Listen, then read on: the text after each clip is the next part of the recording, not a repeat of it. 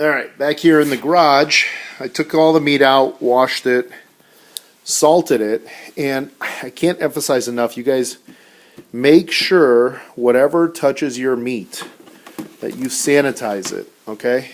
Get yourself some good sanitizer, liquid soap sanitizer, and make sure you wash everything with it before your meat goes into any of these bins. So this is the pork belly, the slanina. I salted it, I peppered it, and I'm going to let it go. Like I said, flip it. So this is going to go to the bottom. It's going to go to the bottom, and I'm going to flip it. The ribs are going to come back up on top, and every day it's just going to be a flip-flopping of the meat. And then after this sits in here for about 5 days, that's when I then add a little bit more pepper. I crush up this garlic, mince it to the point where it's just a puree. I put that on first, and then I put on the paprika, and then I rub it all on there. You really don't want to put too much spices on your meat. You want the natural pork flavor to come through.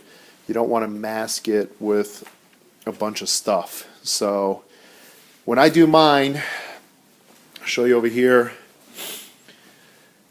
So this pork loin on the left has white pepper on it.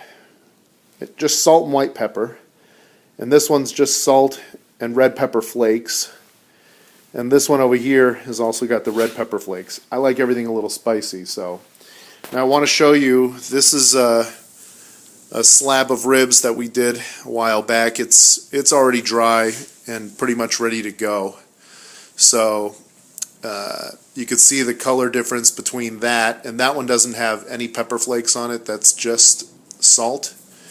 And compare the color to something like this, right? So here's what I wanted to point out to you guys too. See that char on the bottom corner?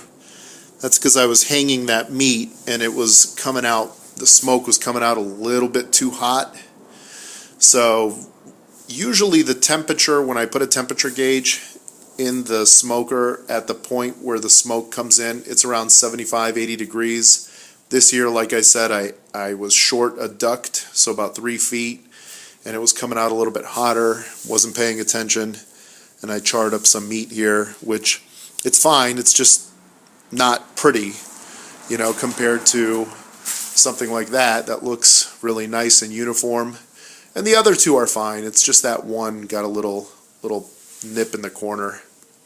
Now here's something else I just wanted to point out. When you guys are hanging your meat to dry, you never ever want your meat to touch. Because when it touches, it won't dry there. So you got to make sure to keep everything separate and leave a nice little gap in between the meat.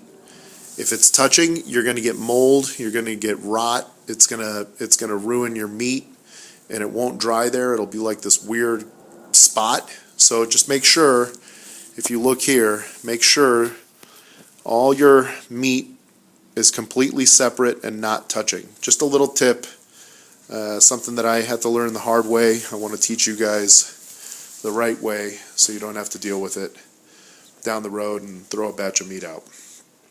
All right, that's it for now, guys. Talk to you soon.